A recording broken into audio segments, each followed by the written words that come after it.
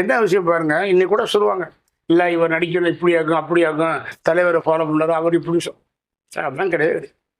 நான் 5 படம் கதை, திரைக்கதை, வசனம், டைரக்ஷன் பண்ணேன். 5 படம் என் படம் தான். ஒரு சீன் கூட வரல. நீங்க அப்ப பார்த்துக்கணும். நடிப்பை நம்ம விரும்பல. நடிக்கணும்னு வந்தேன். ஆனா நான் டைரக்ஷன் பண்ற 4 படம் 5 படம் பண்றேன். எதுலையுமே ஒரு சீன் கூட தகராறுல எனக்கு. எனக்கு அந்த இன்ட்ரெஸ்ட் இல்ல.